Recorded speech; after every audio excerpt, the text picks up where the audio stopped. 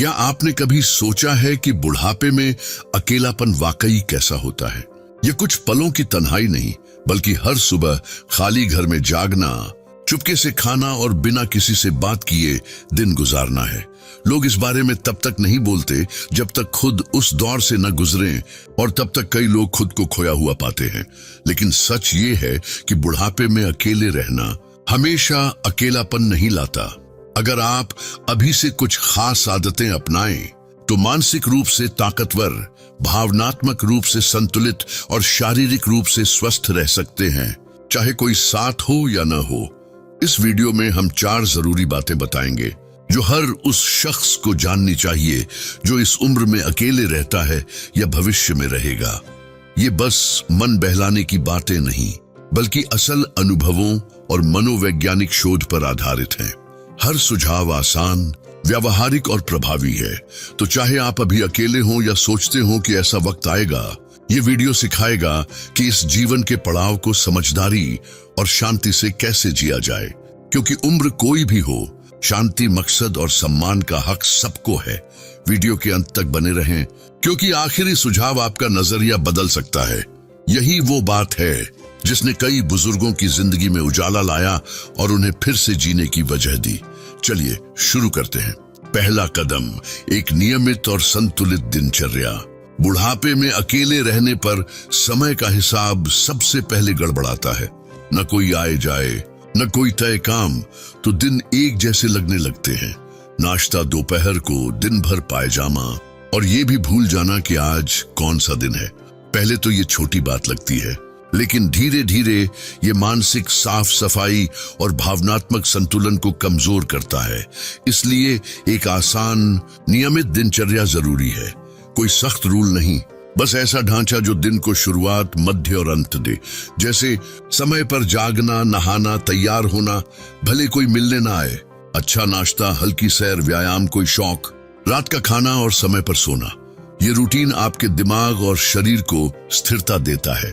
मनोवैज्ञानिक कहते हैं, इंसान की फितरत लय में जीने की है, और उम्र बढ़ने पर यह लय और जरूरी हो जाती है। ये चिंता कम करता है, नींद बेहतर होती है, पाचन और दिमाग को सहारा मिलता है। जैसे 21 साल के मोहन ने पत्नी के जाने के बाद दिन का हिसाब खो दिया था। फिर उन्होंने समय पर जागना, बिस्तर ठीक करना, खिड़की खोलना शुरू किया।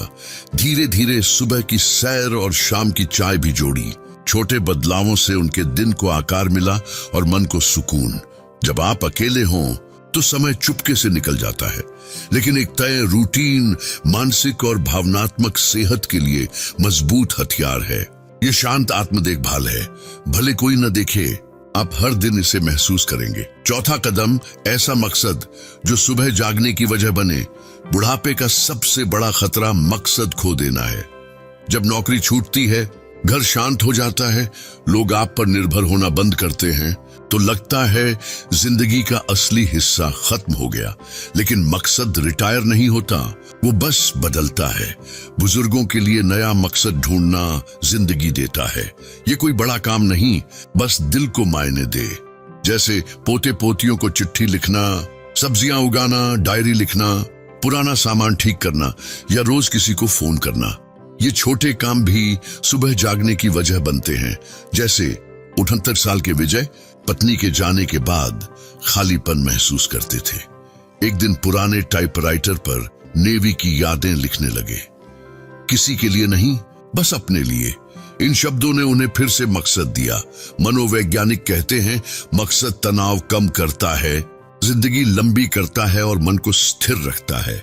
मकसद का मतलब दिन काटना नहीं, बल्कि उन्हें अर्थ देना है। अकेलेपन में आजादी है, नए शौक, खुद को जानने का मौका। संगीत, पेंटिंग, नई रेसिपी, किताबें, अब वो वक्त है। अकेलापन अगर अर्थ में बदल जाए तो वही ताकत बनता है। तो खुद से पूछें, कल मैं क्या बना सकता हूं, लिख सकता हूं, उगा सकता हूं, बांट सकता हूं या बेहतर कर सकता हूं। क्योंकि मकसद मिलने पर आप अपनी गरिमा के साथ जीते हैं। अगर ये बातें अच्छी लगी तो कमेंट में नंबर 4 लिखें और चैनल सब्सक्राइब करें। आपका साथ हमारी प्रेरणा है।